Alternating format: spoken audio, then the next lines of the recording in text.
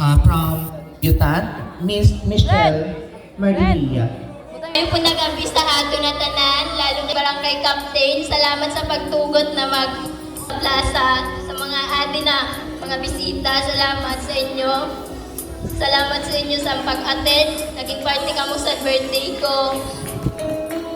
Tapos sa mga 18 candles ko nagraron mga ganda. Tapos mga 16 tapos sa mga 18 roses ko po. Tapos sa tanan-tanan, salamat. Una-una sa tanan, kapasalamat ako kay God. Tapos na ginatagan ako ni Sad na ay naginikanan. Kay Mama at kay Papa. Papa, salamat sa tanan-tanan sa pagsakripisyo. Maskin, aram ko dili sapat ang salitang salamat. Salamat dahil kay dati yung pangarap ko lang ini siya pero adi natupad.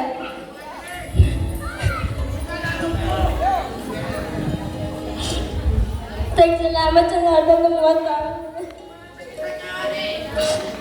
Lalo na kanto na Alex. Tapos, maski malaman nila si Lula kung hindi damo-damo sa iyo na salamat.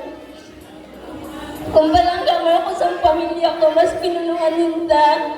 Mas hindi ninda ako kapamilya.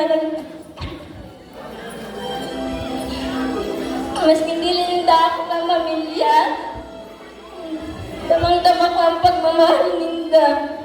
Damang-dama ko ang tunay na pagmamahal ninda. Mas hindi kamay natugawaran sa sakit sa amon. Pero yung palang ganinda ako bilang pamilya ninda.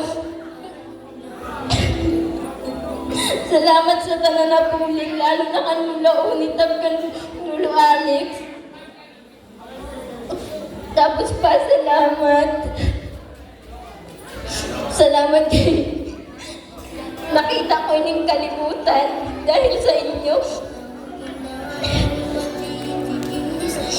Lalo na kay Mama. Ma, salamat. 1 month and 9 months, indarang ako sa tiyan mo, tapos adi ako yan na nagapasakripisyo gihapon sa iyo dahil nagklase ako. Maskin aram ko na mahirap, tapos di naman masabi na wala kitang kwarta, tamad-tamad lang.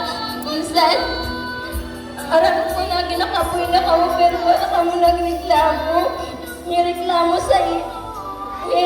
wala ako nakapatid sa iyo. Tapos, salamat dahil maski na mainit man, tapos mainit, tapos nagauran.